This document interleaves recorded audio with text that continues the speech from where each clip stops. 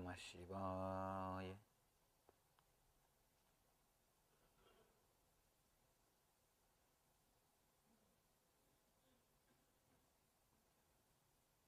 I welcome you all with my love and respects.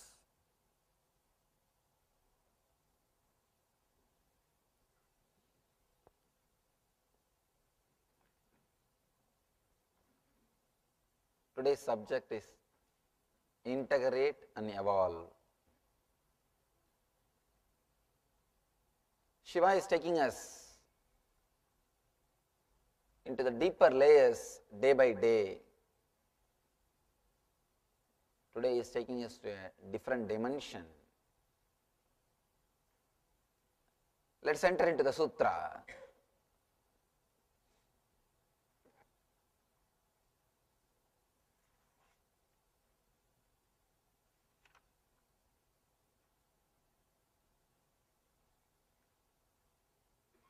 Navraje navischaktir marutrupa vikasite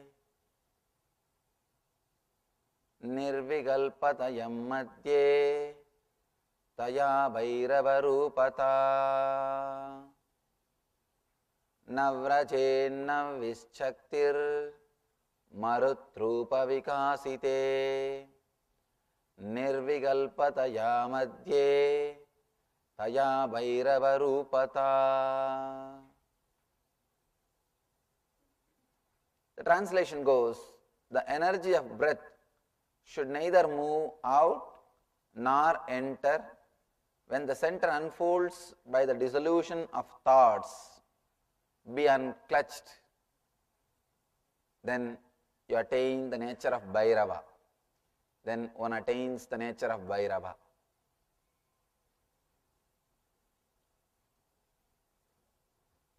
Again, this is also technique related to breathing. Actually, first 9 techniques are related to breathing.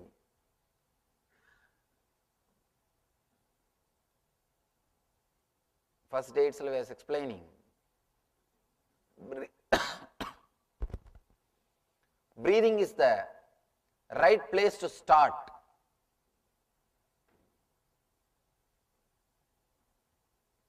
That is the right place to begin the spiritual practice. There are so many masters who try to work on the earth.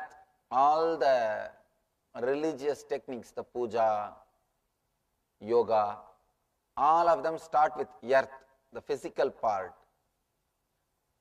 Then there are some techniques related to fire, homa, so many techniques to fall in tune with the fire. There are some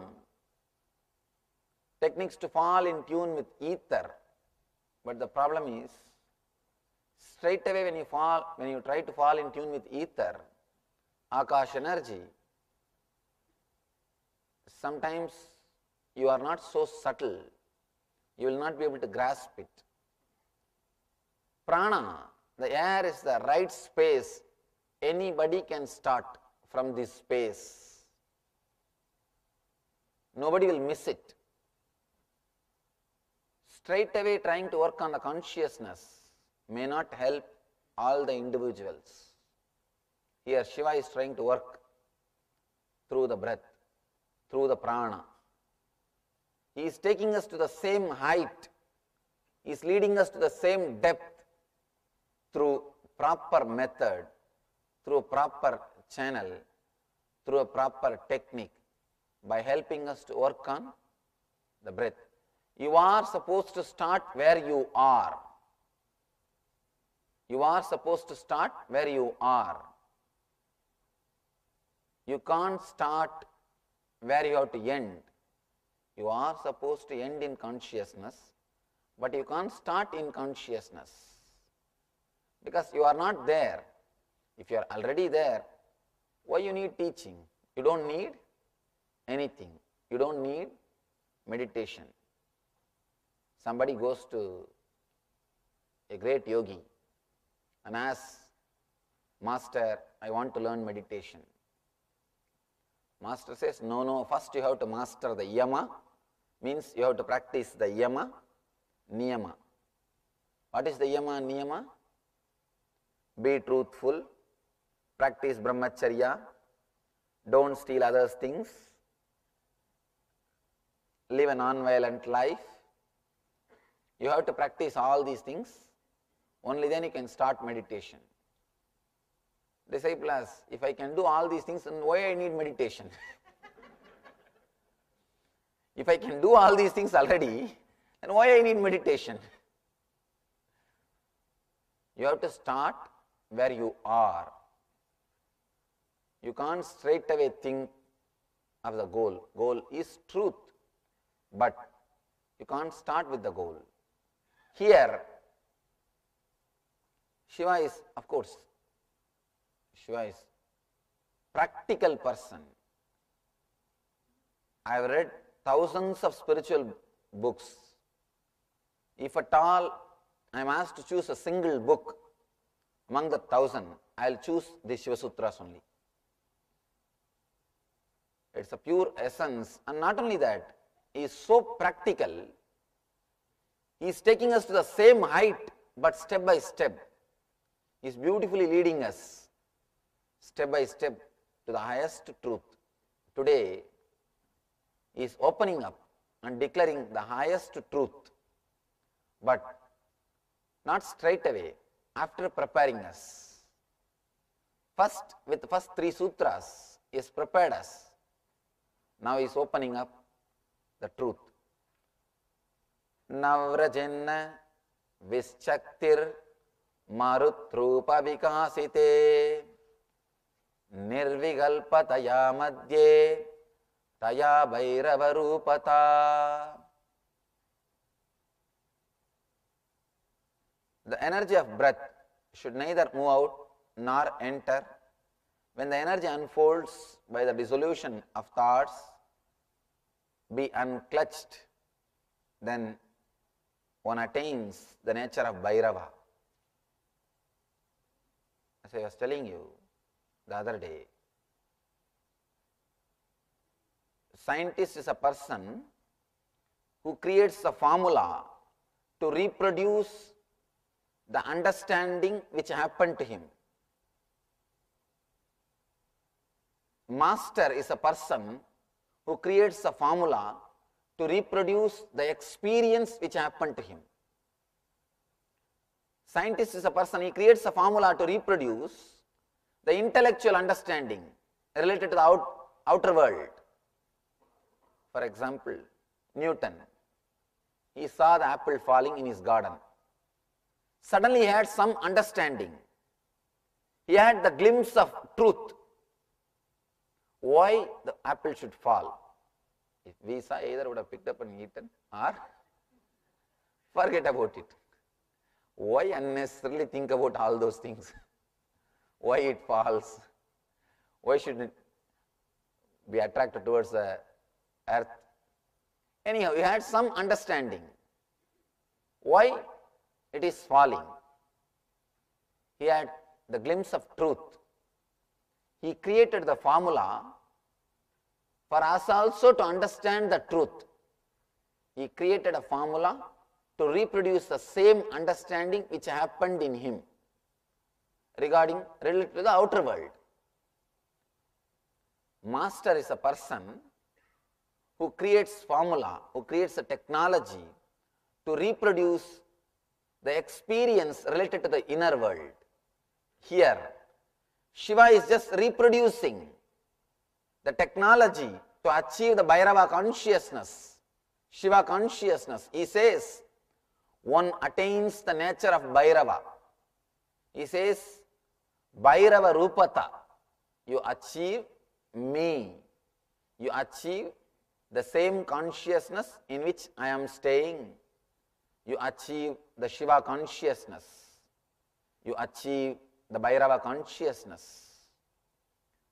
There are so many levels of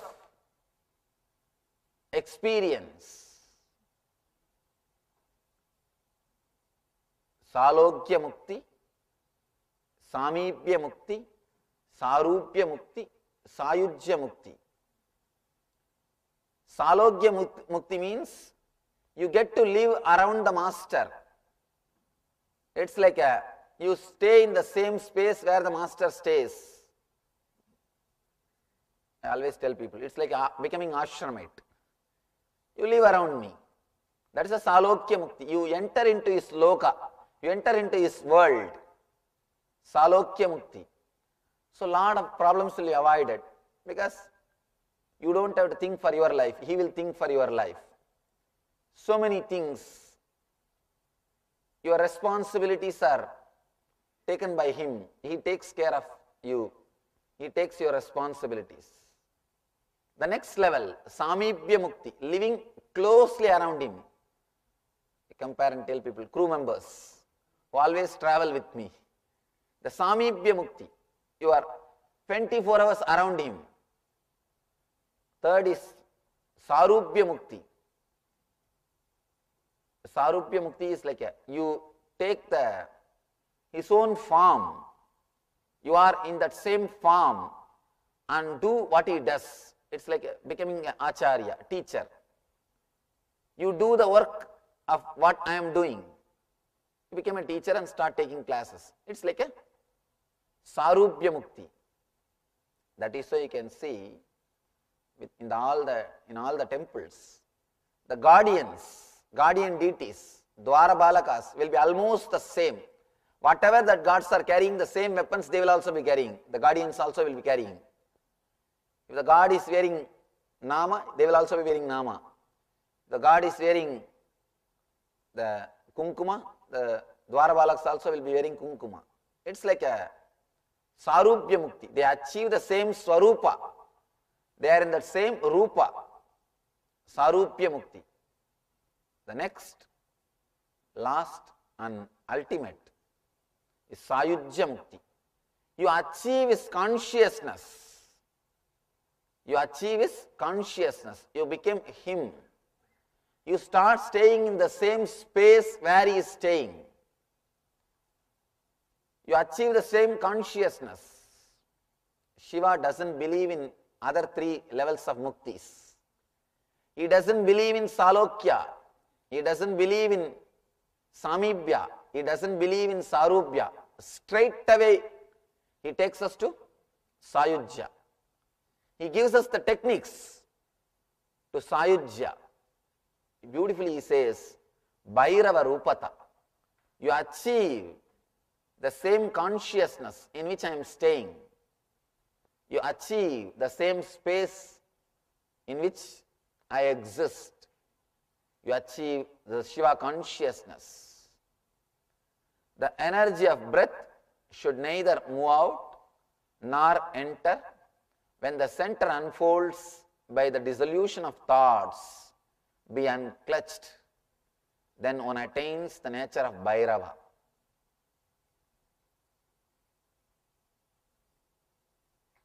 The key in this whole sutra is be unclutched.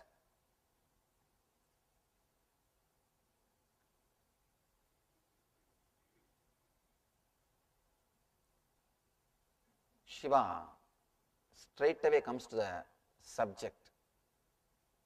But sometimes I don't go straight away into the subject because I need to prepare your mind. Shiva is speaking to Devi, but I am speaking to you. That is why I am not straight away entering into the subject. Our mind is too much bothered about matter. I have to, unless I prepare your mind, you don't start listening to the truth. It takes a lot of time for us to come and settle down into the hall itself. Be very clear, you may be sitting in the hall, but you have not settled down into the hall. You may be sitting in the hall, it takes at least 20 minutes for you to settle down in the hall. I have always seen. At least 20 minutes. That's why I am not entering into the sutras. I am just playing. Shiva is speaking to Devi. So he doesn't have to use more words. He doesn't need jokes. Throughout this book, not even a single joke. Not even a single small story. Because He is speaking to Devi. She is already completely settled. There is no need for any story. There is no need for any jokes. She is straight away concerned only about the essence. Actually, in our case, we are too much concerned about too many things and we miss the essence. We just miss the spirit. A small story. One UP opened the door of his BMW. Suddenly another one car came and crashed. Door was completely thrown out. The UP started shouting. Police came and the UP started weeping. See what happened to my car. The officer saw the whole scene and he started shouting. You UPs, you guys don't care about your life and you bother only about your materialistic things. Don't you see your left hand is missing? Suddenly that guy saw the left hand and said, yes, yes, yes, what happened to my Rolex watch? What happened to my Rolex watch? Again he is bothered only about the matter. Now we are too much engrossed in the matter. We forget the life itself. That's the reason I first try to settle down before entering into the sutras. If you miss the Rolex watch, it's okay, you can get it. But you can't get one more hand. If you miss the BMW, it's okay. But you can't get your life. If you miss the introduction, it's okay. But you can't miss the sutra itself. Straight away, if I start speaking on the sutra, you will miss the sutra. Because your mind takes a little time. Just the other day, one of our devotees, he was suggesting, Swamiji, you should start the silent satsangs. It is true. I can sit in silence, but you can't. If I sit in silence, you will start talking inside your head. Actually, I can convey much beautifully. The transmission of energy can happen if I am in silence. If I am sitting here in silence, much more can happen in you than through speaking. People ask me, Swamiji, I don't know English, can I attend your meditation programs? I tell them, only you are qualified to attend. Don't miss the chance. There are so many people come from France, who doesn't know English, who knows only Spanish. All these people, they come and ask me through translator. I don't understand English, can I attend your program? I tell them, you are the only person qualified. Don't miss that chance. Because to understand English, they think they understand, that's all. And they will be constantly trying to get the meaning out of the words which I am expressing. Let it be very clear, you can never understand anything because I myself don't understand. I know for sure I am not speaking what I want to speak. I am not expressing what I want to express. Because words are too small. Words are too small. You can't express through words. If you don't understand, at least you will be clear you are not understood. If you think you understood, really you are missing. But I can't be in silence. I can't be in silence. If I don't speak, you will start speaking in your head. At least you will be little silent if I start speaking. I am speaking so that you will be silent. If I am in silence, you will start speaking. That's the reason I don't do silent satsangs. Of course, the higher level, when people are really mature, I do sit with them. In teachers training, sometimes I sit with them even 10 hours, not even single words, not even a single word is shared. Not only no words are shared, nobody even bothers about talking. We had Nithyanandam program 15 days program. 18 hours per day people sat with me. Neither they felt they need to speak, nor I felt I need to tell anything. The deeper level, you will be able to sit silently. The initial level, you won't be able to sit. If I stop speaking, you will start speaking in your head. You may not speak with others, but you will start speaking with yourself. And it is better, even if you misunderstand, it's okay. At least in the end, I can give you a little clarity. One more small story. One lady was speaking to her neighbor, next door neighbor. She was saying, today I started my day beautifully. I really feel good. I gave $5 to a bum. Neighbor asked, $5? It's too much. Your husband didn't tell anything about it? What he said about it? Oh, he just said thanks and left.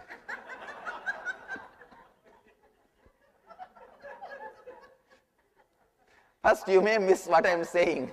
At least with the punchline, you may get what I want to express. With the first line, you may miss what I want to say. But with the punchline, you will catch what I want to express. That's the reason I am continuously speaking. All right, it is time. Let's enter into the sutra. I request all of you to be totally attentive. Please sit straight so that you won't miss. Here, Shiva is taking us word by word to the deepest experience. I tell you one thing. If you can be aware of next 1 hour, if you don't miss a single word, I promise there is every possibility of liberation. You don't need to practice this meditation, because this meditation doesn't need to be practiced. The very understanding, he leads you step by step into your core. Every word takes you to the next layer, and he is showing you the very nature of your being. The core of your being is trying to express it. And better if you don't close your eyes. Usually when you close your eyes, you may think you are listening, but slowly you will be lost. And moreover, I express more in body language than through words. So when you are listening to audio discourse, you can close your eyes, but when you are listening directly from the master,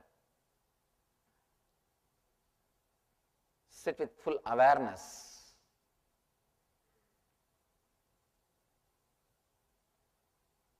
Navrajanna Vishaktir Marutrupa Vikasite Nirvigalpataya Madhye Taya Bhairava Rupata.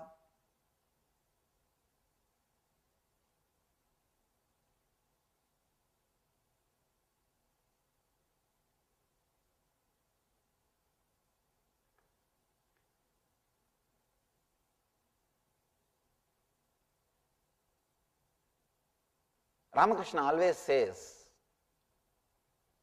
whenever I go to an extreme, whenever I go to a level of expressing the truth, I feel suddenly somebody is catching my throat. Only to a certain extent I am able to express. After that I feel somebody is choking my throat. I am not able to say what I want to say. When I read this, I felt, how can this be true? Who can choke your throat? How can you say you are not able to express what you want to express? I didn't believe, but really now I am able to believe. Now I am able to experience what Ramakrishna means. There are some things, when you try to express it through, put it through words, so much comes up. big traffic jam happens. The traffic jam of the truth happens in your throat. Your walk loses the power to express. If there are one or two things to be expressed, then your walk is alive, active. You can express. But there are so many things just crowded. When the truth is overcrowded, when the traffic jam of truth happens, you really feel your walk is too small. Walk means the power to express. The ability to express is too small to tell the truth, to express it. To tell you honestly, really I am feeling that same thing now. The walk is too small. The power to express is too small to express this great truth which Shiva is expressing in this sutra. So I may try to express it inch by inch, layer by layer. Please be attentive for next 1 hour. It will lead you to the deepest experience of your being, and there is every possibility you will be liberated in this very moment. The energy of breath should neither move out nor enter. When the center unfolds by the dissolution of thoughts, be unclutched, then one attains the nature of Bhairava. Then one attains the Shiva consciousness. You don't even need to practice this technique. All you need to do is just be aware of this technique. There are some techniques which you need to learn and practice, experience. There are some techniques, the very understanding takes you to that level, takes you to that depth. Suddenly you see you are experiencing it. In Vedanta, 3 levels. The first, Shravana, means understanding the technique, listening about it.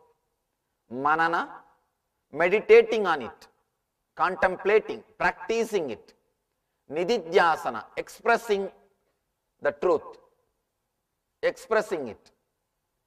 You need 3 steps: understanding, practicing, and expressing. Here, with this technique, you don't need the 3 steps. The very understanding simply liberates you, because he is taking us to such a deep level, to the depth of your being. He is showing us to the core. He is taking us to a different space, which I call Zen zone. Zen zone means the zone in which already you are liberated, the zone in which you are unclutched, the zone in which you exist as you are. He is taking us to the zone beautifully without any practice. As far as this technique concerned, the very understanding is enough. You will suddenly wake up, yes, I am in that state. Nothing else needs to be done. He is taking us to that zone. The energy of breath should neither move out nor enter.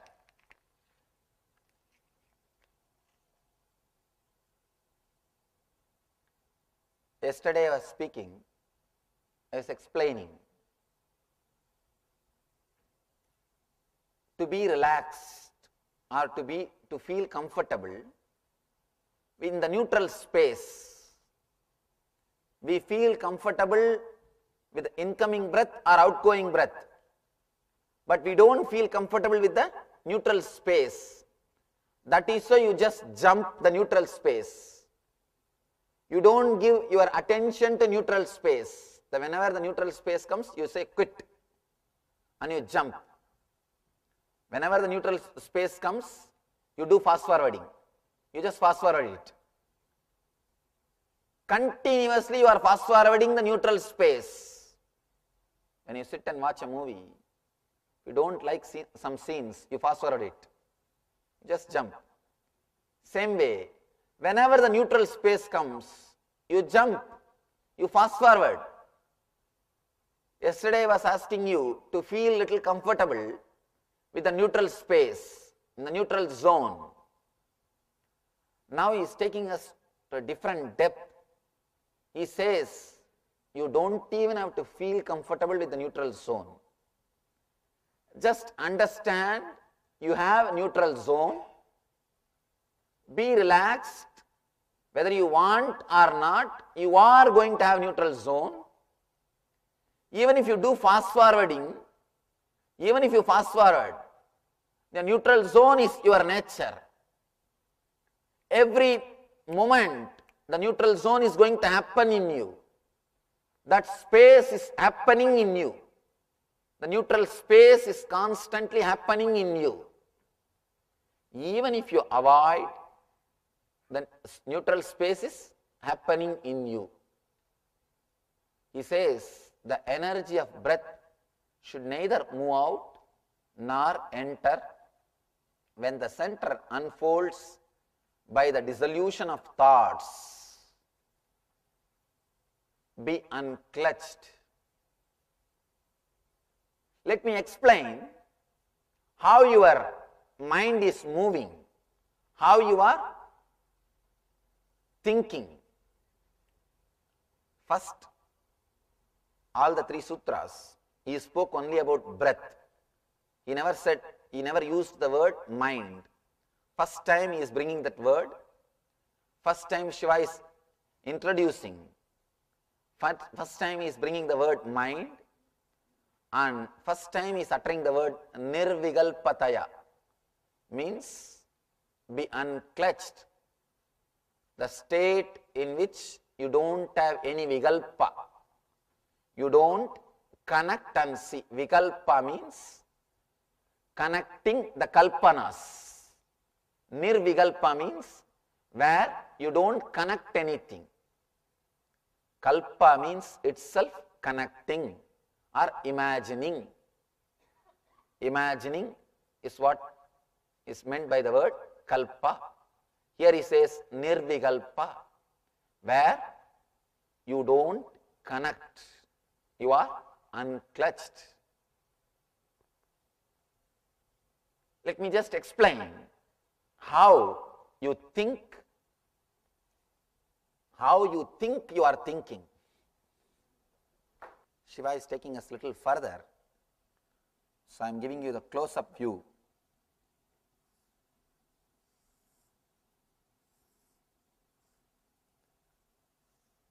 This is what I call neutral space.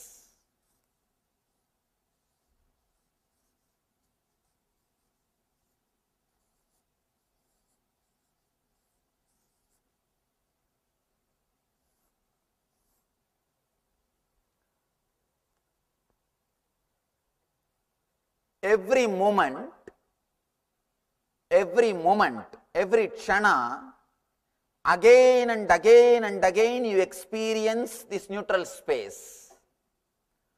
Constantly it is happening in you. Whenever your incoming breath takes turn as outgoing breath, or outgoing breath takes turn as incoming breath. Every moment this neutral space is happening in you. Constantly you are changing the gear. Whenever you change a gear, you have to go to the neutral space. Constantly you are changing the gear. Let it be very clear, if you are constantly changing the gear, means constantly you are unclutched. Every moment you are unclutched. Now one more thing you need to understand. Yesterday I was telling you, because you don't feel comfortable with this space, you just fast forward, you jump from here to there. You do not give your attention to this space. You give attention to this space and this space, but not to the neutral space. You give attention to incoming breath, outgoing breath. You don't give attention to neutral space. You just jump. You fast forward, jump the neutral space. That is why you feel this gap is too small and this gap is more. That is why you feel the incoming breath time and outgoing breath time is more than neutral spaces. One important thing you should know, you may think the incoming breath time and the outgoing breath time is more than the neutral space, but in actuality they are not more. The time is same. You need to understand now about time. According to the Western mind, the time is chronological, means second. It is measured by second. According to Eastern mind, according to the, I can say, Eastern no mind, according to the rishis, time is psychological, it is not chronological. Kshana is not equivalent to a second. Please be very clear. In Vedic system, we measure time with the unit called Kshana. Kshana is not equivalent to time. Kshana is not equivalent to second. Kshana means gap between one thought and the other thought. Kshana means the gap between one thought and the other thought.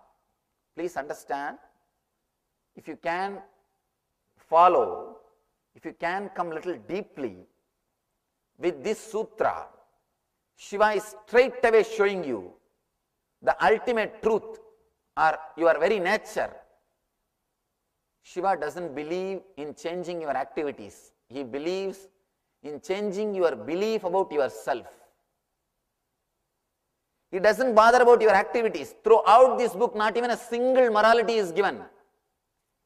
He doesn't say speak truth. He doesn't say be non-violent. He doesn't say be a celibate. Nothing. He doesn't give a single morality. He doesn't give you a single instruction. He straight away shakes your core, changes your idea about yourself. The idea which you carry about yourself, he just shakes and changes it. Done, over. He doesn't believe in cutting the branches. He straight away removes the root. He is going to the root. Then naturally, morality will flower in you. That's why I say Shiva is the only solution for the modern day. He doesn't speak about anything. He never says what you should do or what you should not do. No rules. I tell you, all rules will make you schizophrenia. If you are interested in becoming schizophrenia, if you want bipolar disorder, start practicing some rules. Direct method to become a schizophrenia is start practicing some rules. With the rules, nothing can be done. With the truth, you don't need to do anything. Simply the whole thing will start expressing itself. Just it changes your idea about yourself. See, the moment your idea about yourself changes, you start existing in a different consciousness, altogether in a different space. Nothing needs to be done. You don't need to, no teachings are necessary to control you. All teachings are constables, cops who are sitting inside you. Teachings are nothing but cops who are sitting inside your brain. Here, there is no need to give you any teaching. Just a single understanding. Just this single understanding is enough. Your idea about yourself will be completely changed. The moment your idea about you changes, no need for any morality, any teaching. You will simply start expressing the morality. You don't bother about anything else. If you are given morality, if you are given teachings, you will be constantly bothered about the other half. For example, if you are asked not to do something, you will be constantly thinking about that only. If you are a Swami, if you are a Grihastha, means householder, constantly you will be fantasizing about sannyas life. What beautiful life you see, liberated life. See, he goes all over the world. People are just respecting him and he talks something, people listen, and you just fantasize about the other zone. If you are a Swami, then you are bothered about this life. I think I am missing something. What is going on, I don't know. In the life, both the side, you will be missing always about the other half. That's why I tell you, of course, Paramahamsa is not a Swami, be very clear. Paramahamsa is a person who has experienced the truth of his being, who is beyond the four ashramas, Brahmacharya, Grihastha, Vanaprastha, Sannyasa. He is beyond all these four ashramas. He is called Paramahamsa. You will always be bothered about the other half. A small story. One 7-year-old boy was taken to a psychiatrist because he is not eating. Doctor made him to sit, and after 1 hour slowly he said, whatever you want, you can eat. Please start eating something. Ask something. The boy said, I want to eat worms. He ordered for a plate of worms. Some of the worms were brought. He said, no, I want only one. Finally, the doctor asked to remove everything else, and only one was there. The boy started shouting, no, make it as off. It was made off. Then boy started telling, no, you eat the off. You eat off, only then I will eat. Finally, somehow doctor, he has to do something, and he somehow swallowed the off. Then the boy started crying, oh, you ate my off. Be very clear. If you are stuck with rules, you will be bothering always about the other half. You will be bothering the other half. You will be missing the other half. Here, Shiva is not giving you any rules. He is just taking you step by step to the core of your being and gives you the clarity. You are not what you think. You are not what you are thinking as you. Be very clear. Kshana means the gap between one thought and the other thought. It is not second. So, now you need to understand the circle. This is the NS, neutral space. Nithyananda Swami. This is the NS, neutral space.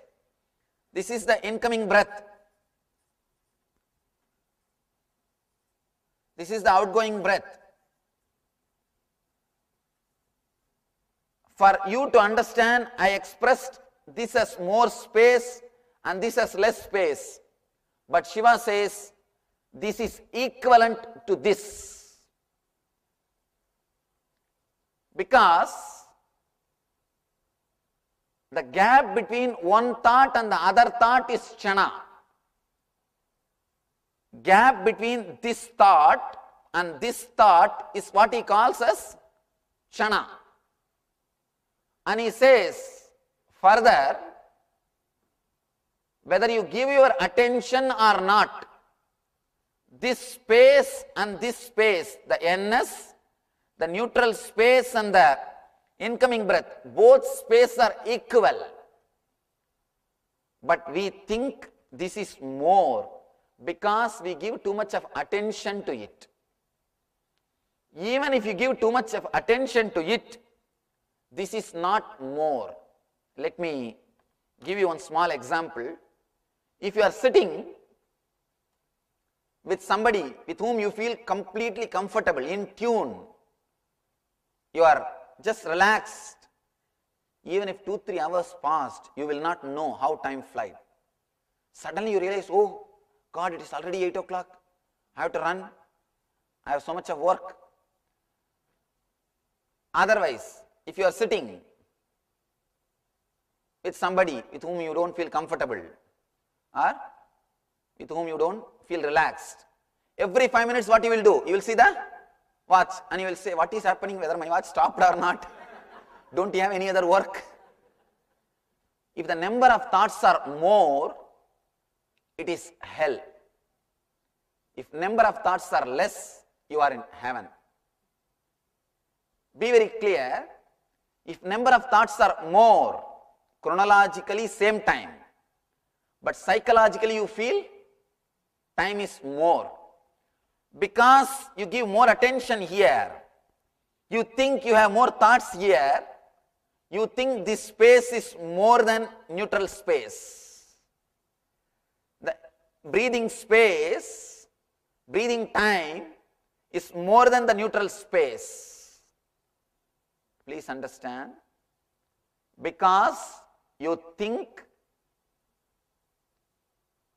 you are having more thoughts, because you think you are interested in thinking, because you believe you are interested in thinking, because you give more emphasis on your identity, you may think the incoming breath time and the outgoing breath time is more than the neutral space, but in reality it is not. It is just psychological game. The kshana of this and kshana of this is one and the same. Kshana of this, kshana of this time, the way in which your mind moves. Because you are having too many number of thoughts, you think this space is more. But in reality, this space is not more. One more thing, how you miss the depth of this space. Here also you have identity, means incoming breath space.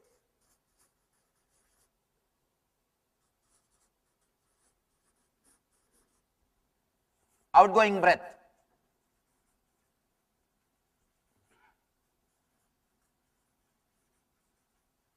Here also you have identity.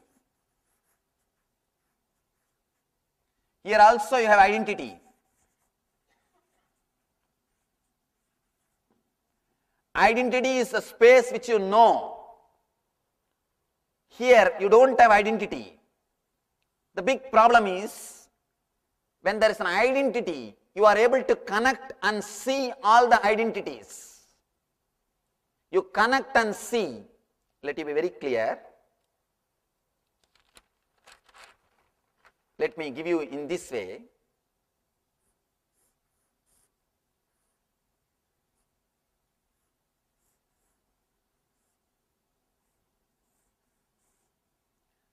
This is the incoming breath. This is the outgoing. This is again incoming. This is NS, neutral space. This is neutral space. Because here your identity exists, is again outgoing. It's again outgoing. NS, neutral space, neutral space. Here your identity exists. Here also your identity exists. Your identity exists in this space.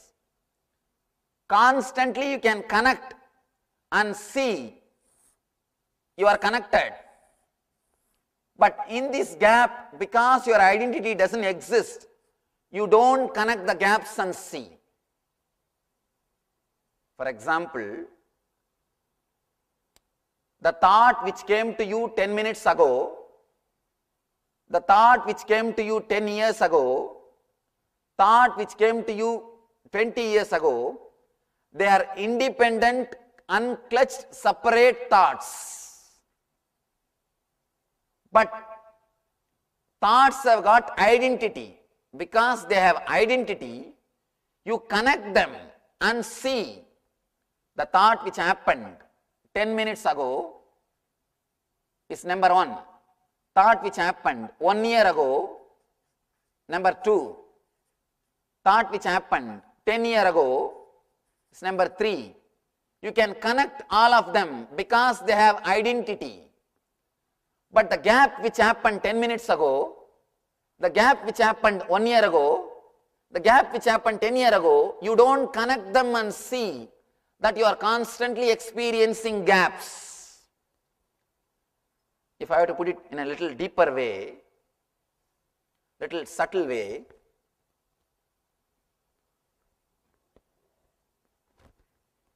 the suffering, the depression which you had 10 years ago, the depression which you suffered 7 years ago, the depression which you suffered 3 years ago, the depression which you had yesterday, all of them are independent, individual, unconnected thoughts.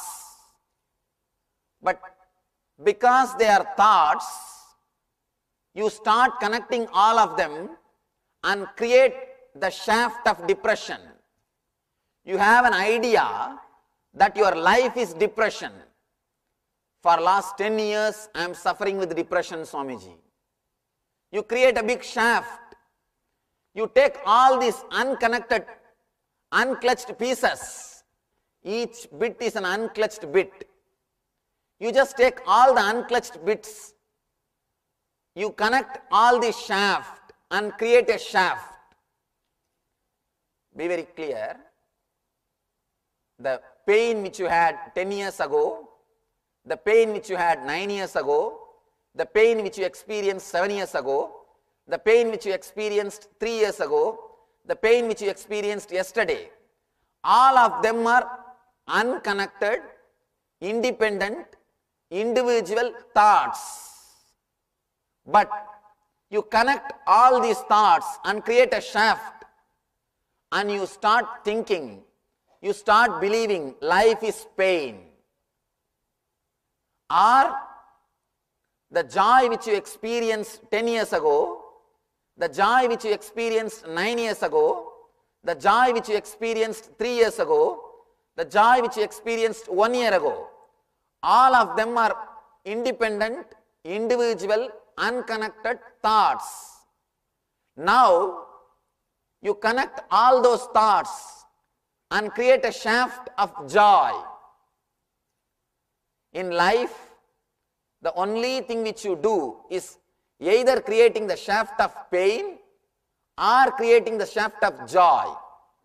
When it comes to the shaft of pain, you try to break it. When it comes to the shaft of joy, you try to extend it. But you don't understand. Neither you can extend a shaft, nor you can break the shaft, because the shaft doesn't exist. The shaft is not there. The very shaft is your imagination, imaginary connection. Let you understand, this connection is just imaginary. Whether you want or not, every moment there is an unclutched space. You are unclutched. You are unconnected. You are unclutched shaft. But just because of your imagination or fear of losing identity, you create constant connection to maintain your identity. This identity or this connection is imaginary. For example, if it is a pain shaft, 10 years ago pain experience, 1 year ago the pain experience, 10 minutes ago the pain experience. You connect all of them in your mind through imagination and create a pain shaft. If it is a bliss or joy shaft, the joy happened 10 years ago, the joy happened 1 year ago, the joy happened 10 minutes ago. You connect them through imagination and create joy shaft. If it is a pain shaft, you try to break it. If it is a joy shaft, you try to increase it. You don't understand, you can neither break the shaft nor elongate the shaft because this shaft doesn't exist. Whether you see it or not, it is pure imaginary shaft. It is pure imaginary shaft. One more thing, just sit for 5 minutes and write whatever you are thinking or whatever comes without editing. Be very clear, it is just for you, not to show to anybody else. Don't show to anybody else, they will become mad. Understand? Whether it is a pain shaft or bliss shaft, whether it is pain shaft or joy shaft, you can neither break it nor elongate it because the shaft doesn't exist. Just write 10 minutes, whatever comes in your mind, do not edit, do not touch it, just write whatever comes. Read, you will suddenly realize all your thoughts are unconnected, irresponsible, and completely unclutched, illogical, independent thoughts. Be very clear, your first thought and the second thought is no way connected. There is no logical connection. There is no responsible connection. There is no dependency on the first thought and the second thought. If you just write whatever comes in your mind for 10 minutes and try to read that paper, suddenly you will realize that what is happening with me. For example, if you see a dog in the street, suddenly you get the same fear which you had when you were a young boy, when you were a small child, and when you see the dogs, what the fear you get, the same fear. Next moment you start thinking about your childhood and the dogs about which you are afraid, the childhood. Third, you start thinking about childhood days. Then you start remembering the teacher under whom you studied. Then you start remembering the place where your teacher had his house. Logically, the dog which you saw on the street and your teacher, both of them are not connected. Of course, both of them have barked at you, that is different. But logically, they are not connected. But see from where your mind starts and where it goes. If you just write down, pen down whatever you think for 10 minutes without editing, read that paper, suddenly you will realize all your thoughts are unconnected, independent, illogical, irresponsible, completely unclutched thoughts. They have no connection. They have no connection. Logically, they are not connected at all. Logically, they are not connected at all. By your very nature, you are unclutched. The whole social training is to make you believe you have continuity of thoughts. Society constantly trains you to catch either the shaft of pain or the shaft of pleasure. If you start believing the shaft of pain, you will spend your whole life trying to break that shaft and waste it. If you start believing in the shaft of pleasure, you will spend your whole life trying to elongate that shaft and destroy your life. The one and only Maya is believing that your thoughts are connected. That is the only Maya. Let me be very clear and honest.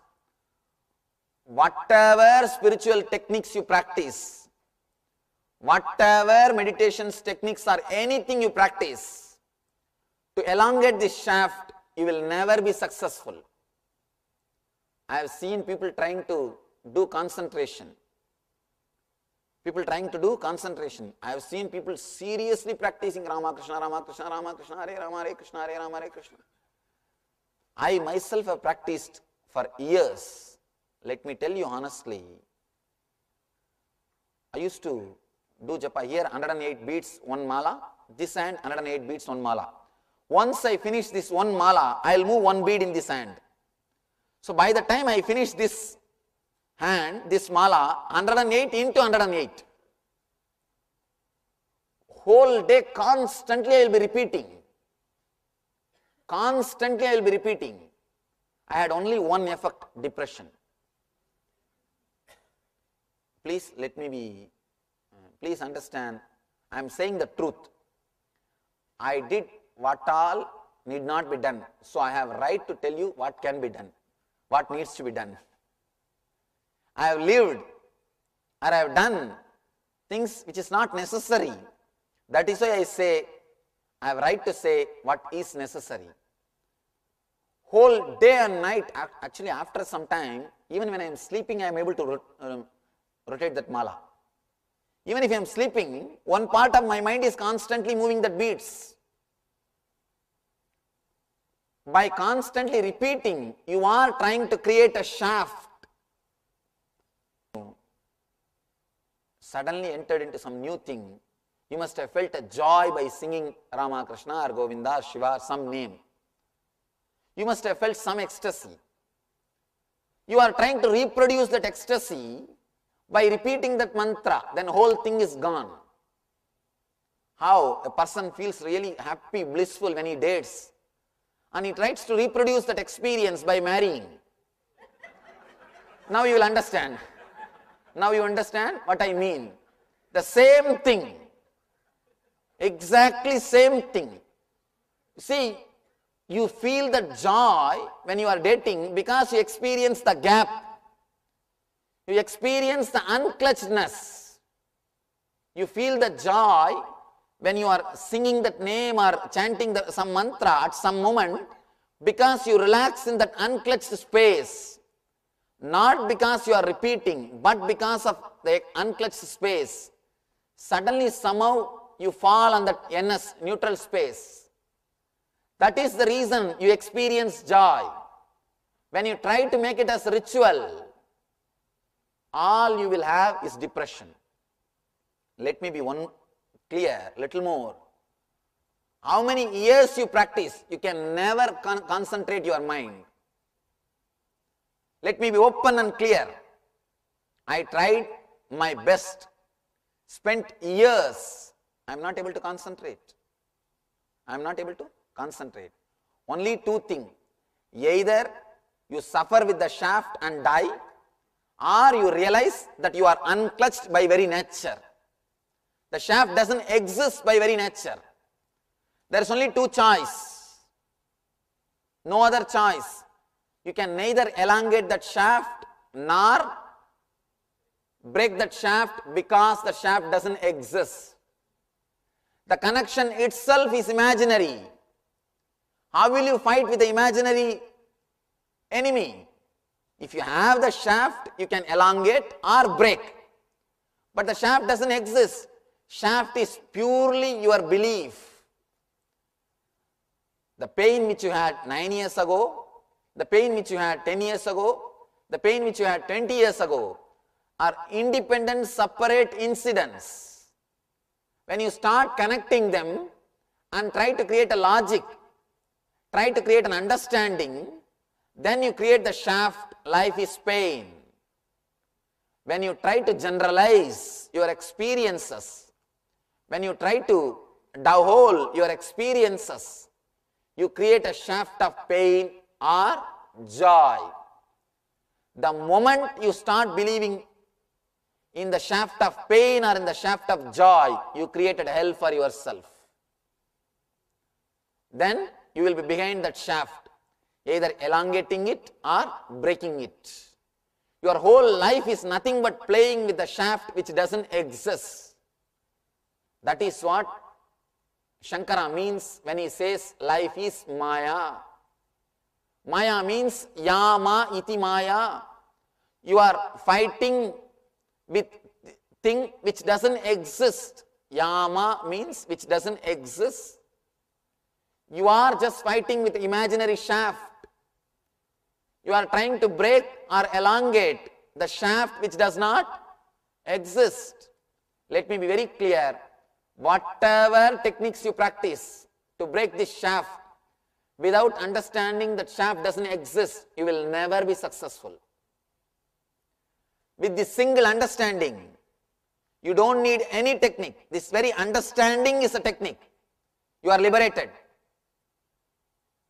This very understanding, any simple technique can liberate you. Without this understanding, no technique can help you. I have seen people chanting Rama, Krishna, Govinda, anything for years. Not years, decades. All they had is only decaying, nothing else. Nothing else. See the people who chant Sahasranama? Vishwam Vishnur Vasatkara Bhuta Bhabhyam Bhavat Prabhu. After a few minutes they will be seeing the number. Whether they come to 200 or 300. Where they are standing. Honestly, tell me, is there any single person who doesn't see number when he chants Sahasranama? I can't believe. I know, because I have done it. I am talking the insider's view. It's not that I have not done it. I am speaking the insider's view. And nothing can be done. A small story. One young novice, brahmachari, initiate, young guy, he goes to an old monk and asks, Master, how can I control negative thoughts? How to get rid of these lustful thoughts? How long it takes to get rid of these lustful thoughts? The old monk said, how long? I don't know how long it takes, but not surely till 90. So be very clear. Be very clear. How long it takes, I don't know. But even if you practice 90 years, you cannot concentrate. You cannot concentrate. No technique will help you unless you have this understanding. With this understanding, no need for any other technique. Even if you practice a simple thing with this understanding of lifting the hand or talking to somebody, sitting simply, you are liberated. This understanding is the key sutra, or this understanding is the base for the whole spiritual journey. All your thoughts are completely unconnected, independent, illogical and irresponsible. Above all, unclutched. When you try to believe, if you just 10 minutes write, you will understand. Thoughts are completely mixed. Sometime good, sometime bad, sometime this, sometime that. What is happening you don't know. You can always see, even in the peak of joyful moment, there will be one negative thought. And you try to think, no, I should not think about this all this time. All these things in this time, let me keep quiet. Or when the time of deep negative problem, suddenly you will have one positive thought. Even at the deep suffering, you will have some thoughts positive. Even in the worst suffering, you will have some unconnected joyful thought. Even in the peak joy, you will have some unconnected negative thought. By your very nature, you are unconnected. You are unclutched. When you start believing, you are clutched by your imaginations. When you start believing, you are connected. You start connecting the thought which happened to you 10 years ago, thought which happened to you 7 years ago, thought which happened to you 3 years ago, and try to create a shaft. You create an idea about yourself. You start creating an idea about yourself. You start creating an identity. The moment you create an identity, you have created hell for you. Either you will try to work constantly to improve that identity. If you think that identity is painful, you will constantly trying to improve it. Or if you think that identity is beautiful, you will constantly work to elongate. The moment you try to create an identity, pain shaft or bliss shaft, you have created a hell for you. You can neither elongate the shaft nor break the shaft because the shaft doesn't exist. The shaft doesn't exist. Every moment you spend in trying to improve your personality, all self-development is pure bullshit. Your self cannot be developed. You are completely unclutched. You may be given an idea, yourself is getting developed. Let you be very clear. You may be given an idea, you see, because you carry one thought that yourself is too bad, I can just take away that understanding and give you one more understanding that yourself is beautiful. You are developed. I always tell people come and ask me, Swamiji, how do you heal us? You take away so many negativities, so many karmas. How do you heal us? Please tell us, Swamiji. Now I tell you clearly the whole business secret. Let you all be very clear. The very first thought that you have, body itself is an illusion. When you come with that illusion that you have some pain, some disease, I just take away that illusion and give you one more illusion, you are healed, that's all. I just take away the illusion that you have disease and give you the another one illusion that you are healed. You are so strong with the first illusion, naturally you catch the second illusion and become all right, that's all. Nothing else. The first thing that you have a body itself is an illusion. That's the first shaft which you create and suffer. Now, neither I break that shaft nor I elongate that shaft because it cannot be done. I just add one more shaft. You are healed. And now you struggle with this shaft. You leave that shaft and you catch hold of this shaft. Of course, this little better shaft, you think. You are made to believe that this shaft is little better shaft. One guy says, I was rich, I was poor. I feel richness is better.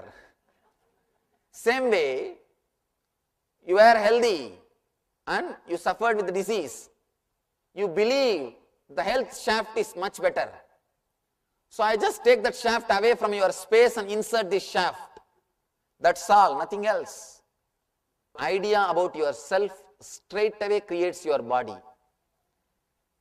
Recently I read a beautiful book, Dr. Bruce Lipton, Biology of Belief. His book called Biology of Belief. His book called Biology of Belief, he says clearly, your body is not controlled by cells or tissues as you are made to believe. Your body is controlled by your positive or negative emotions and your belief. Be very clear. He says very clearly, your body is created and controlled by your thoughts, not by cells or tissues. Here, if you believe that you have disease, you create disease body. When you are made to believe you are healed, you start creating the health. It is purely the shaft with which you are playing, that's all. Nothing else. Nothing else is there. You play with that shaft, now you play with this shaft. That is why I tell you, in every gap you create your body. In every gap, in every neutral space you create new body. But if you again and again bring your old identity, you will be again creating the same old body. Biology says once in every 6 months you have a new liver. Not even a single cell or atom of the old liver exists in you now. Once in every 21 days your whole intestine is new. Your whole body is replaced within 1 year. Last year, the same date, the body which you had, today you don't even have a single cell from that body. It is completely new.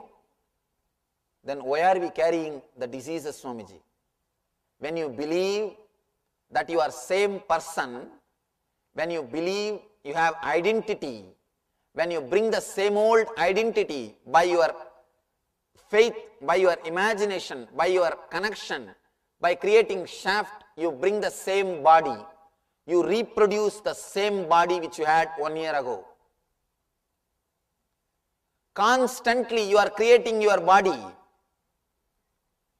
If you create the same personality by connecting and creating a shaft, you will create the same body. If you start experiencing the truth by your very nature, you are illogical, irresponsible, independent, unconnected, unclutched thoughts, you will start creating a new, alive, fresh body like a child. Kids are so alive because every moment they create a new body. They are not stuck with a shaft. They don't have any idea about themselves. That is the reason. Even yesterday, if you fought with them, today they will be smiling at you. They will be laughing. They don't carry records. They don't carry identity. They don't have shaft. They do not connect with yesterday's fight and day before yesterday's fight and the fight which happened 1 month ago. They are free from the shaft. Now, Shiva says very clearly, when the energy of breath should neither move out nor enter, means neither incoming nor outgoing. When the center unfolds by the dissolution of thoughts, when the neutral space is happening in you, be unclutched. Realize you are already unclutched. This thought and that thought doesn't have logical connection, except your belief that you are continuously thinking. Nothing else is enemy for you. People come and ask me, Swamiji, how to break my habits? Be very clear. 2 days ago you were smoking, 10 years ago you were smoking, or 20 years ago you were smoking. All these 3 incidents are completely independent. They are not connected. Mentally, when you start connecting, when you start believing you have the habit of smoking and you are addicted to it, this belief creates a shaft. Now you start fighting with that shaft which doesn't exist. Understand this one truth. The shaft which doesn't exist, you create. You connect the smoking of 10 years ago, which you smoked 9 years ago, and the smoking which you did 3 years ago, and the smoking which you did yesterday. Connect and create a thought, belief that you have the smoking habit and you are addicted to it. Then you start fighting with it. If you believe it is joyful experience, you continue to smoke more and more. If you believe it's a painful experience, you start fighting with that shaft. But both the way, you can neither elongate joy by smoking. One more example. Even if you believe the smoking is joyful, try to smoke and see. When you are exactly smoking itself, it is not joyful. You can see in your life. The definition for addiction is, if you don't do you will feel terribly that you are missing. If you do, you won't feel the joy. If you do it, it will not be great, so. If you don't, you will feel that you are missing it. If you start believing that smoking is joy, if you don't do, you will miss. When you do it, exactly when you are doing, that moment, see what is happening in your inner space. You are not enjoying, you are just trying to escape from some thoughts. You are just running. You are restless, that's all. You are not relaxing. You are just believing that smoking is joyful. Even if you don't feel joyful when you are smoking, you try to squeeze joy out of it. You try to squeeze joy out of it. See, deeply screen your life. Whatever you think as joy, even when you don't feel joy, whether it is sex or greed or taste, any pleasure, even if you don't feel the same joy, you try to squeeze joy out of it. You try to console yourself. No, this is joy. What else is joy? You try to cover the frustration by your belief that it is joy. When you decide, when you start believing it is joy, even if it is not giving you the joy, you force yourself to believe it is joy. You try to cover the frustration, it is joy. You try to cover the frustration that it is not joy, you are not ready to believe, you try to believe it is joy.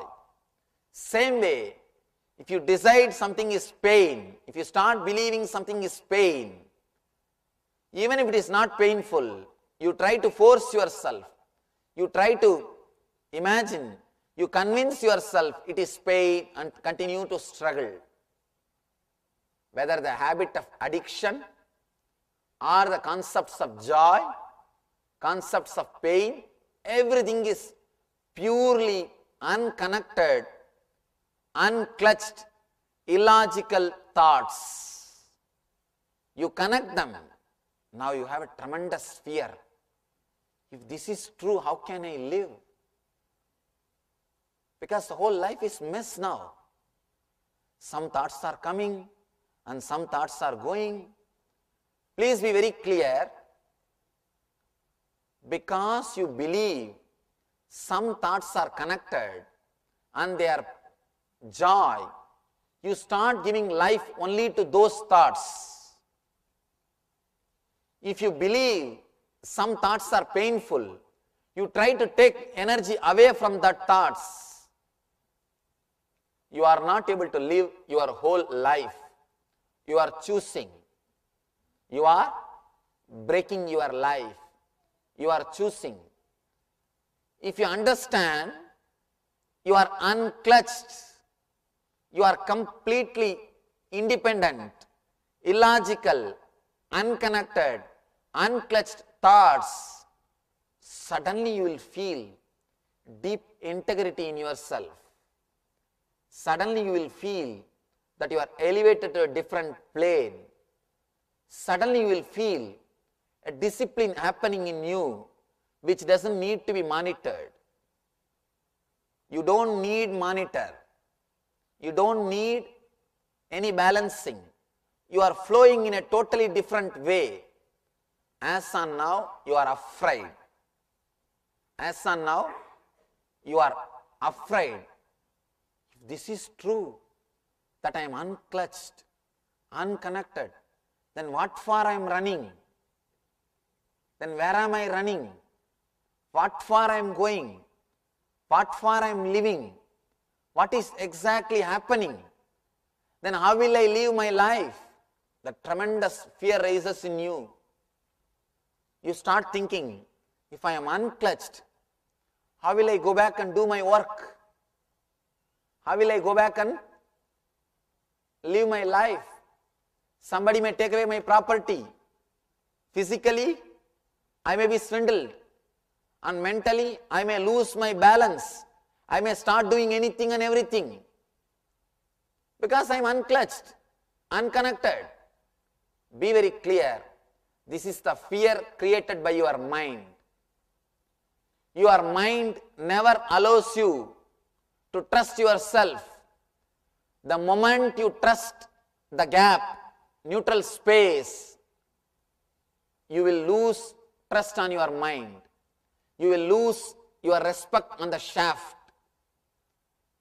Either you should have trust on the shaft or the trust on the neutral space.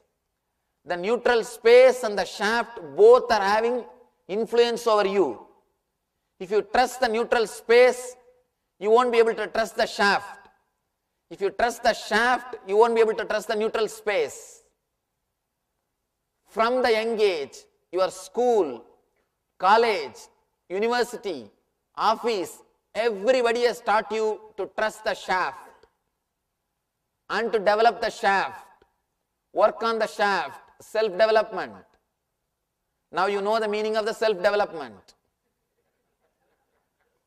Now you know the meaning of the self-development. Constantly you are taught to work on yourself, which doesn't exist. Even if you try to develop yourself, attend thousands of seminars, unless you understand this truth, yourself can never be developed. Yourself can never be developed. You cannot develop the shaft because it doesn't exist. How can you develop a shaft which doesn't exist? It is purely your imagination. Somebody asked me, then how do we feel so good about when we go for the self-development courses, Swamiji? You have the idea that you have too much of, you have low self-esteem, and they just take away those words and give you new words. Just the feel-good factor, nothing else. Just feel-good factor, nothing else. Somebody goes to Raman Maharshi, Bhagavan, I am so happy to see this Arunachala. I am in heaven. The moment I see this Arunachala, this whole beautiful energy field and space, Bhagavan says, be here for 3 days, everything will become all right. That is what? All feel-good factor, nothing else. Do not be cheated by the feel-good factor. Do not be cheated by the feel-good factor. Let you understand the truth, the reality as it is. By your very nature, you are unclutched, unconnected, irresponsible, independent thoughts. When you understand this, suddenly you will see witnessing consciousness is raising in you. When you understand, you are neither this space nor this space. When you understand, you are neither the incoming breath or outgoing breath. When you understand, you are neither breathing space nor the neutral space, you realize you are this paper on which both are written. When you understand, you are neither the pain shaft nor the bliss shaft, suddenly you realize you are the witnessing consciousness in which the whole thing is going on. When you understand, you are neither this shaft nor that shaft, suddenly you wake up to the reality, on you all these shafts are drawn. You realize you are not the movie, you are the screen on which the movie is going on.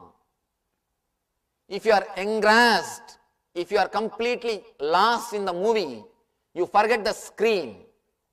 When you open up, when you wake up, you realize you are not movie, you are the screen on which this movie is getting played.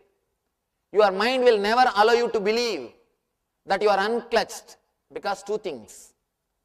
Whatever you have about your identity, your outer world, your wealth, relationship, everything is based on the idea you are connected thoughts. You are an identity, your identity. If you lose that, if you are relaxing from that identity, You may lose all those things. Who knows? That fear, first thing. Next thing, your morality, your idea about yourself. To believe that you are unclutched. Mind will never let you believe that you are unclutched. Be very clear. As long as your mind doesn't let you trust you are unclutched, it can control you. It can play its game on you.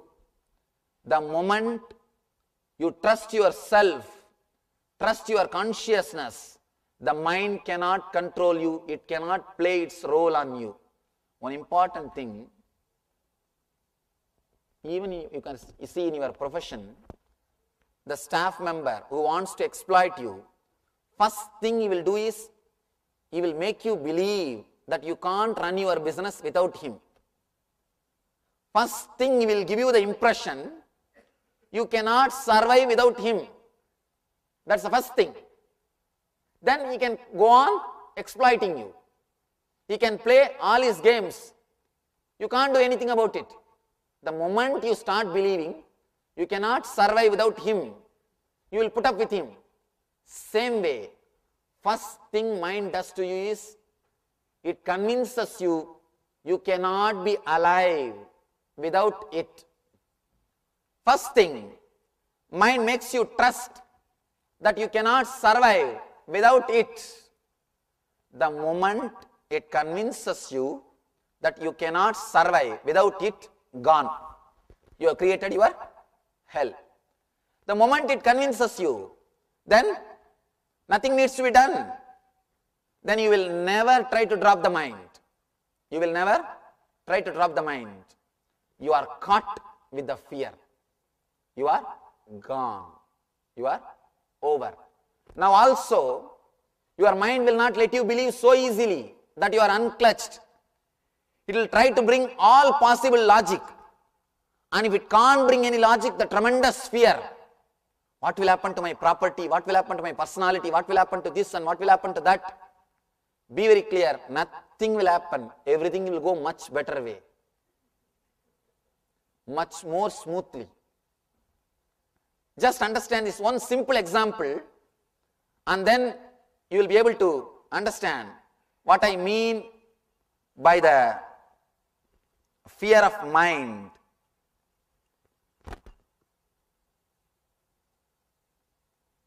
Understand this one simple example.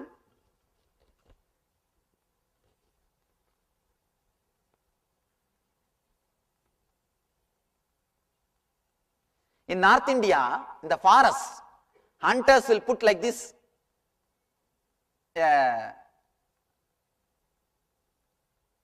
stick and the rope to catch the birds, to catch the parrots.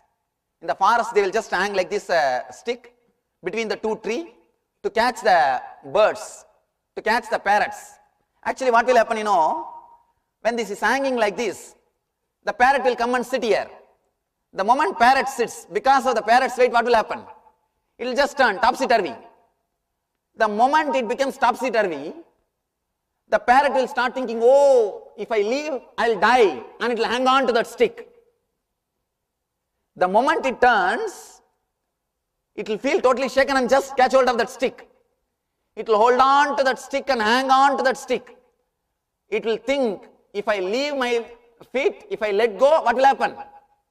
I will fall and die because it is hanging upside down. The moment it sits here, the moment it holds, naturally the stick will become like this because of the weight. Now, because he thinks, if I let go, I will fall and die, hurt myself, he will just catch the stick tightly and hang on to it. Slowly the hunter will come after 4 or 5 hours, he will just catch that parrot and put in the cage and go. The foolish parrot, he doesn't know. If he just relaxes, he can simply fly and be liberated. He doesn't know. He can just open up and be liberated. Same way, you do not know if you just leave the mind, this moment you can become Paramahamsa. This moment you can be liberated. This moment you can start flying. The same fear which parrot has got, you are having. Your fear and the parrot's fear is one and the same. How? The parrot is believing that he can't let go. If he relaxes, he will die. Same way, you hold your mind and you feel, I can't let go. If I start trusting that I am unconnected, unclutched, independent, illogical thoughts, immediately you have that fear. What will happen to my identity which I am showing to the outer world? What will happen to the identity which I am showing to myself? The tremendous fear which that parrot is experiencing. Same fear, nothing else. One important thing, out of fear, that parrot is not flying, holding on to the stick. What is happening? Slowly the hunter will come, take the parrot away and put it in the cage. Neither the parrot is having the freedom, nor it is having the stick. Same way, Yama will come and he will just remove you from your identity. Neither you will be a Paramahamsa, liberated soul, nor you will be able to hold on to the identity which you are having. Neither you will have the freedom, nor you will have the stick which you are holding. Be very clear, the hunter is Yama. He will come. When the hunter comes, the parrot will lose the freedom which he was having and the stick which he is holding now. He will lose both. Same way, when Yama comes, you will lose the freedom which you are having, which you had, the inner space or the consciousness, and the identity which you are holding now tightly. Both will be lost. Let you be very clear, just the same fear of the parrot you are having and holding on to your identity and hanging.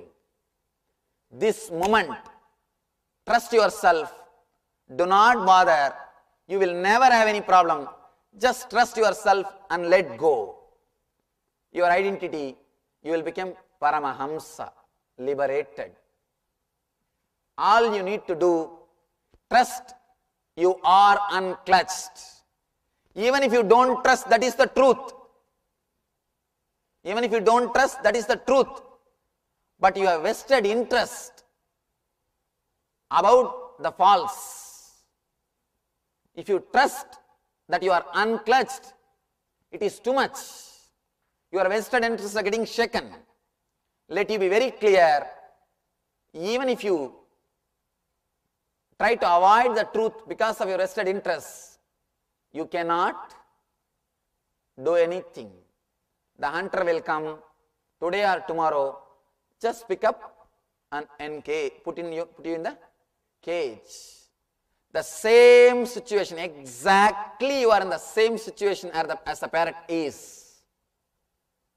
Just you are parrot hanging with the identity, nothing else. You are so seriously believing that if you let go, you will fall and hurt yourself or die. You are holding on to your identity. Let me tell you, if you let go, the parrot relaxes. 1 or 2 moments he may flutter to balance. 1 or 2 moments he may have to balance himself, but he will never fall and die. Let you be very clear, let go, you will never fall and die, you will only become Paramahamsa. You will just become Paramahamsa. All you need is trust yourself and let go. You will never mess up anything, you will never miss anything. Because you never tried even once. You never had anybody to tell you. Let me be honest, I did. I relaxed. I never missed anything. I never missed anything. You never had anybody around you. Relax, let go. You never had any courageous words. You never had anybody to tell you, relax, I was in that space, I know what will happen, you will never fall and die, you will never hurt yourself. Just all you need to do is let go, you will beautifully start flying. You will become Paramahamsa. Society can never accept, it cannot tolerate, that is why it never gives you the courage. You cannot be enslaved, you cannot be manipulated, you cannot be exploited if you are a Paramahamsa. If you are in their cage, they can play with you. They can make you repeat all the words what they want. They can feed you when they want, and they can make you fly as they want. They can make you sit on their shoulder. You will be utility, you will be useful. You will be just an utility. That is why you are never given the confidence you are Paramahamsa. You are Paramahamsa. Just relax. You may have 1000 fears rising in you about losing your identity. All those fears are just these parrot fears. Fears of this parrot. Even if the parrot falls for 2-3 feet and then balances, it is worth risk. It is worth risk. It is worthy risk. Understand? Even if you fall for a few minutes, if you are not able to balance for a few minutes, nothing wrong. It is worthy risk. It is worthy risk. Let go and be liberated. Let you become Paramahamsas. Thank you. It is time to enter into the technique. It is not even a technique, to tell you honestly. It is entering into the space, because no technique will help you. It is not even a technique.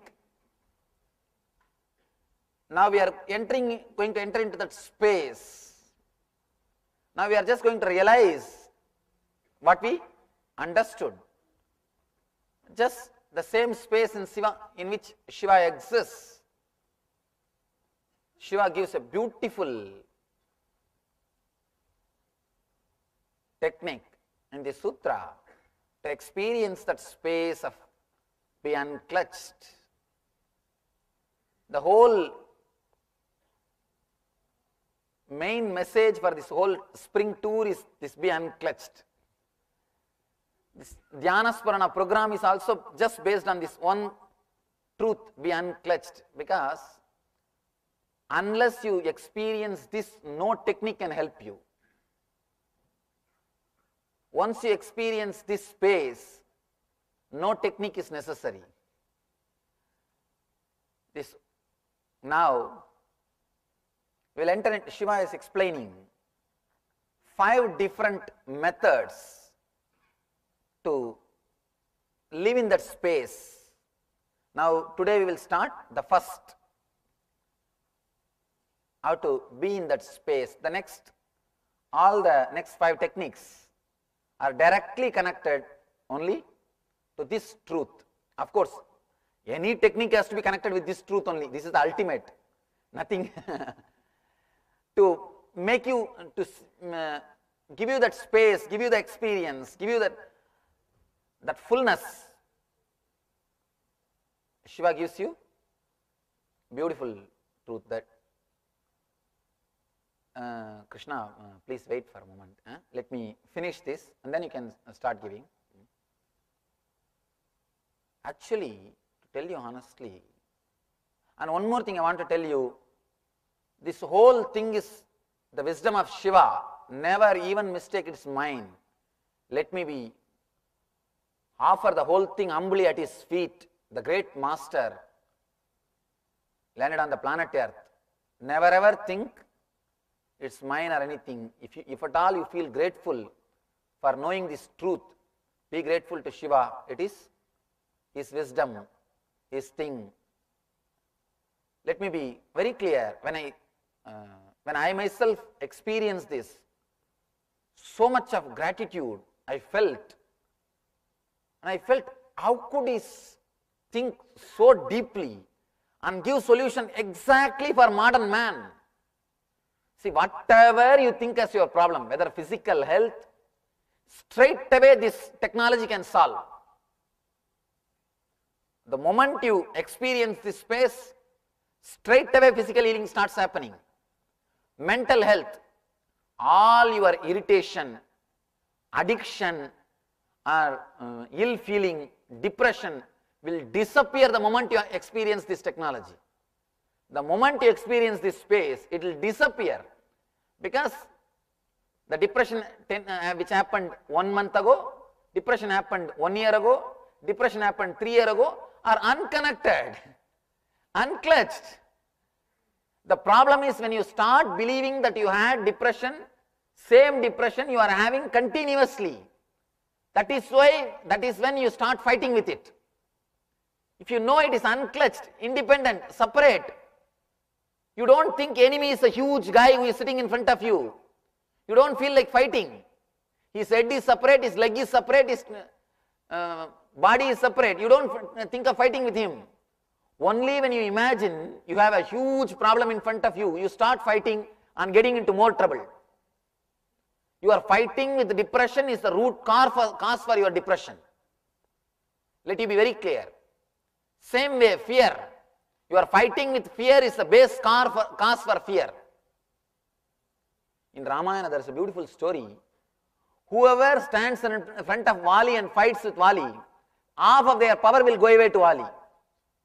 Same way, whoever stands in front of the shaft and starts fighting with the shaft, half of their power will go away to that shaft. Vali and shaft are one and the same. You will never win. You will never win.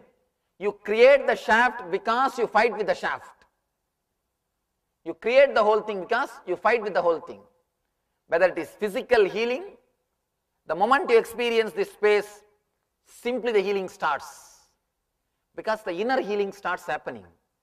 The moment inner healing starts, physically also you are healed.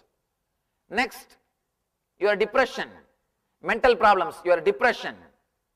This technology, this space is the best space to heal the depression. And same way, your addictions, all your addiction, the attitude towards addiction itself will disappear. You will even forget the idea that it is joy. Then naturally, where is the question of going and running behind that habit? Simply it disappears. See, habit is a beautiful word. If you remove H, a bit will remain. If you remove A, bit will remain. If you remove B, it will remain. Only when you remove the I, which is shaft, it will die. Only when you remove the I, only when you throw the I away, it will die. It will disappear. And all your problems about guilt, this one space is enough. Guilt you will lose completely the idea about guilt. Because the guilt of yesterday, the guilt which happened 1 month ago, and the guilt which happened 1 year ago, they are unconnected, unclutched, independent thoughts. When you connect and create, only you give power to it, which they themselves don't have. In India, every area suddenly one rowdy will rise. Once in a year, new rowdies will come. If you are living in a metropolitan city, you know the dadas. One dada dies, immediately one dada dies or he goes to the jail, next dada will come up. That local dada, what is the word here they call? Gangsters. Gangster.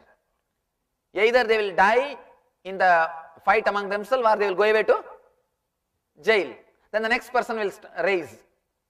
See, first day when the gangster comes out, he himself will have little fear. But the moment people know that he is a dada, rowdy, they will start obeying him. When everybody obeys him, first he himself will not have confidence about himself. Then when he sees everybody obeys him, then he will get the confidence. Yes, now I can take these guys to task.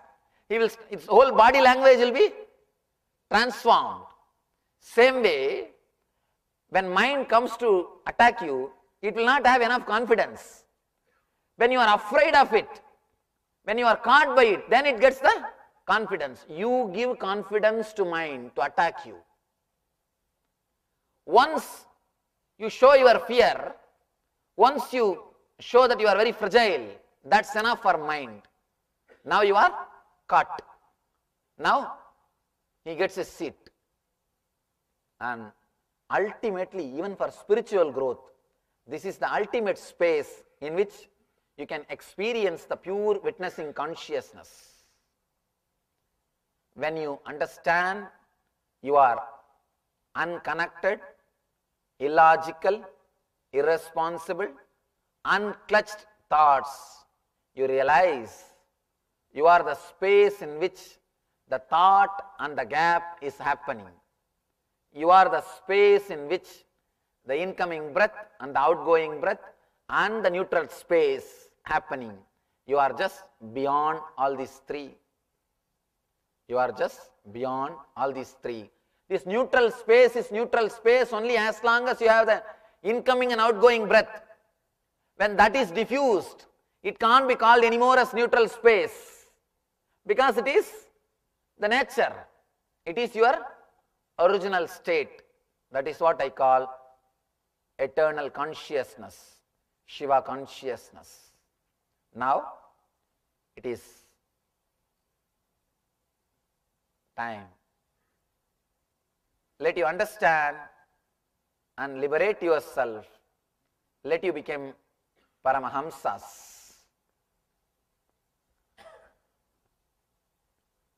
Especially the moment you understand this truth, the moment you relax, the inner healing or the bliss which comes out, the freedom which you feel, once you start feeling that freedom, that is enough, will give you tremendous confidence and courage to fly, to spread your wings in the sky. You will see your being just becomes Paramahamsa in Mahakasha, in Mahakasha, in the pure cosmic consciousness. Let's enter into the Shiva consciousness. Please close your eyes, sit straight.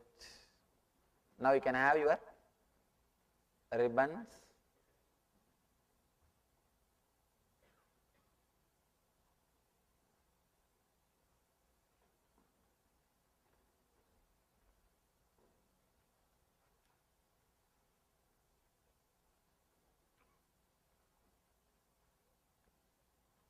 Next 5 days, we will be doing 5 different methods given by Shiva to experience this Shiva consciousness.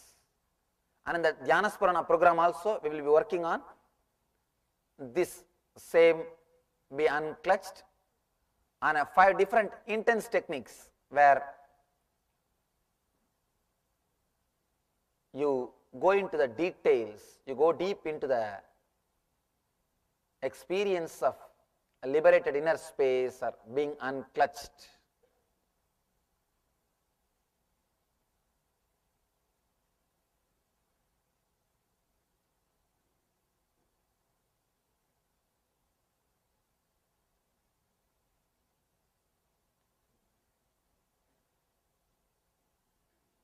One more thing now, the technique which you are practicing, once you have that experience, after that you don't even need to practice technique.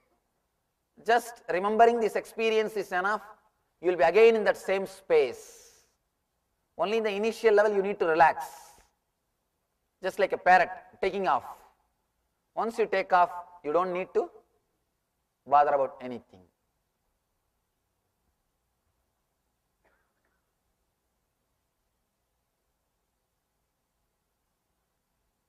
Please close your eyes and tie the ribbon.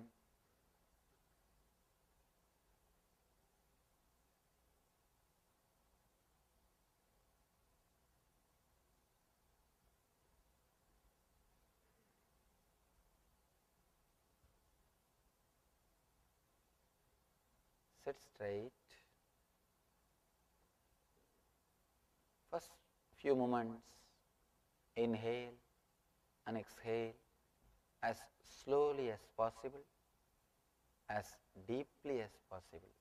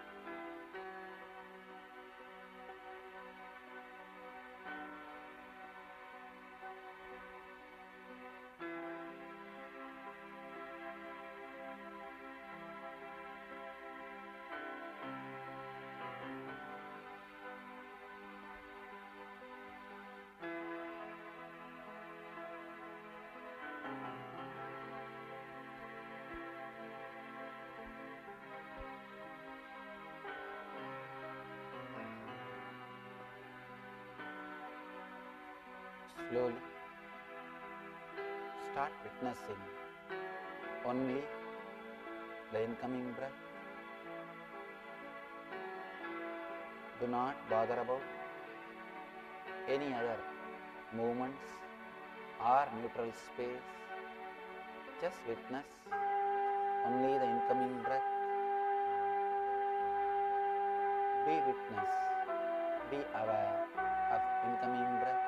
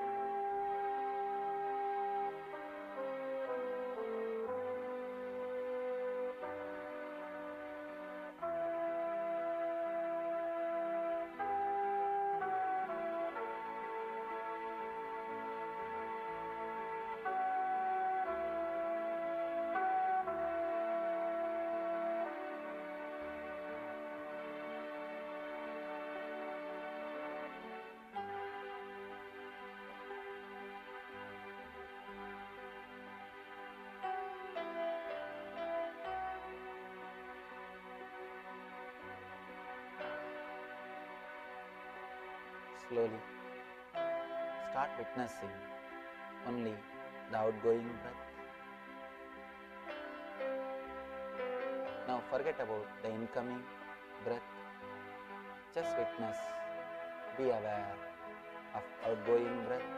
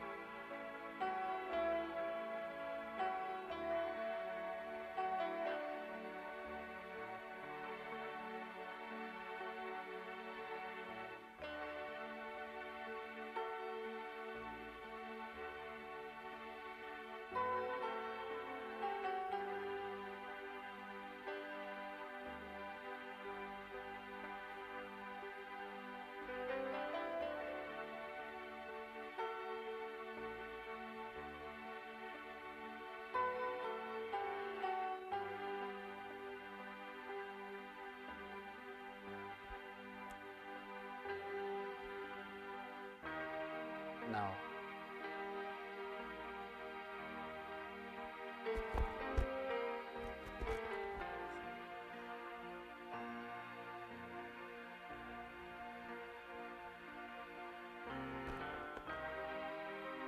slowly, very slowly, be aware of both the neutral spaces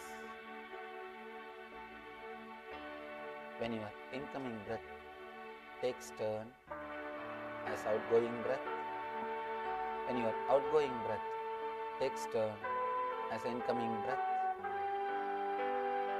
be aware, be witness of both neutral spaces.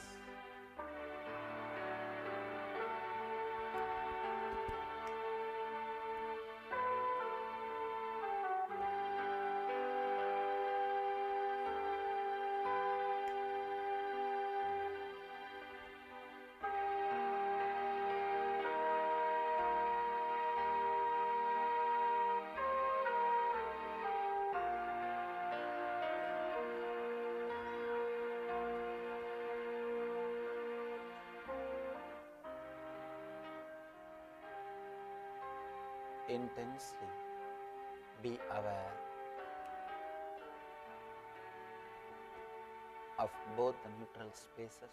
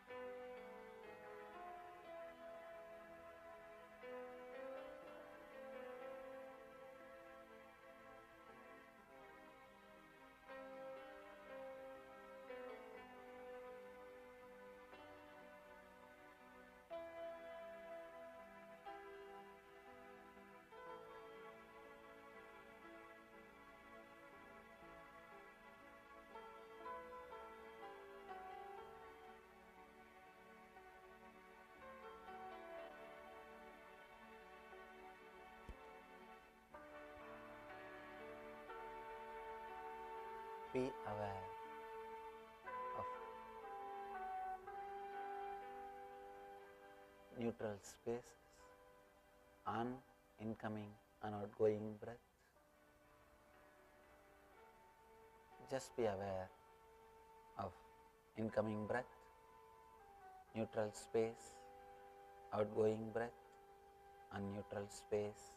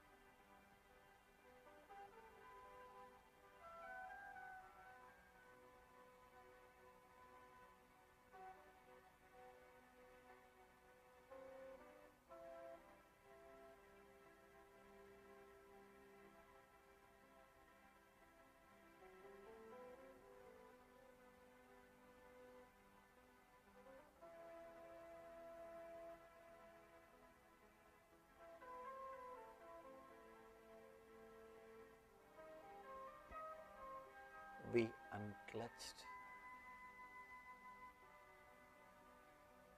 Whatever thought comes in your mind, do not connect. Do not even think that you are thinking constantly. Even that idea comes because you connect your thoughts.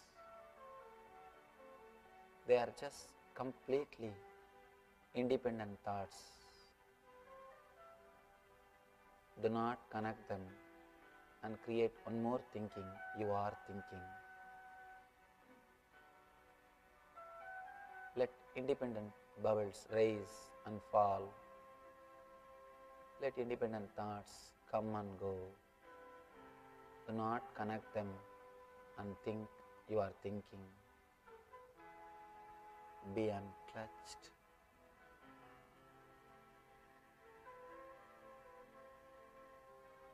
If they come, let them come. If they go, let them go. Do not think you are thinking. Every thought is independent, illogical, separate thoughts. Do not connect them and think you are thinking.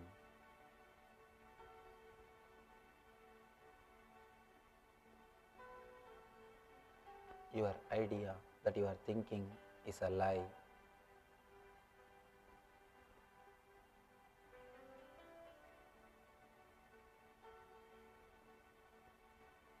Relax from your mind.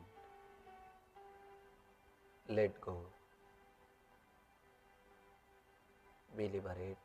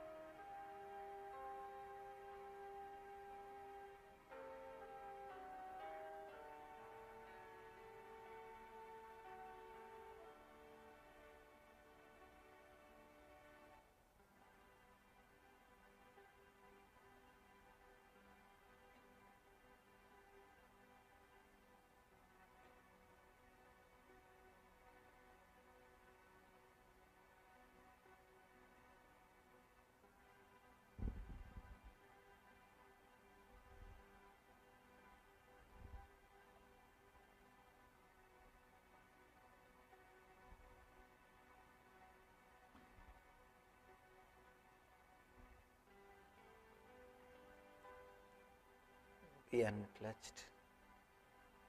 Do not even try to be unclutched.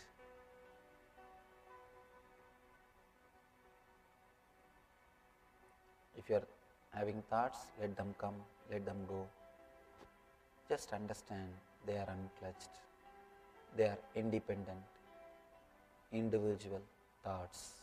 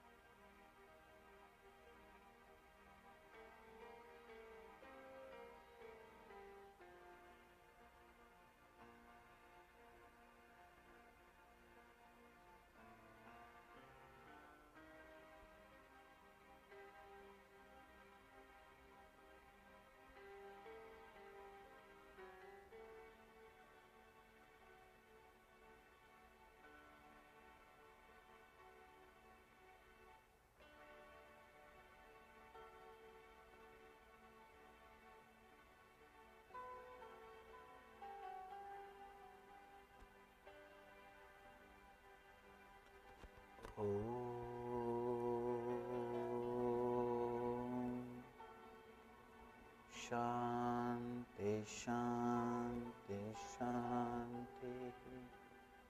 Relax. You can open your eyes. Try to be in that same space. Just see,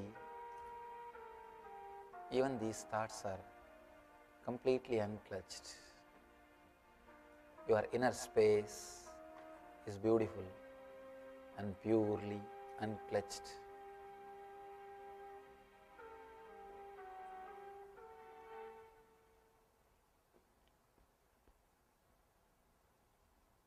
Now, when you come back to your identity, let you understand one more important truth.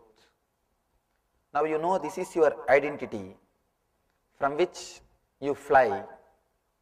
Once you learnt flying, then it is no more a trap. You can just come and sit in this and swing. It can become swing for you. Same way, once you know that you are unclutched, your identity is no more a trap for you. It can just become swing for you. When you come back to your identity, just be very clear, you are unclutched. That space will give you the tremendous freedom that your identity is no more a trap on which you are hanging. It is just a swing on which you are swinging. Now, whether you are flying as Paramahamsa or playing with your identity, you are liberated. Let you be liberated and celebrate the great Mahashivaratri with this great liberation from Shiva himself.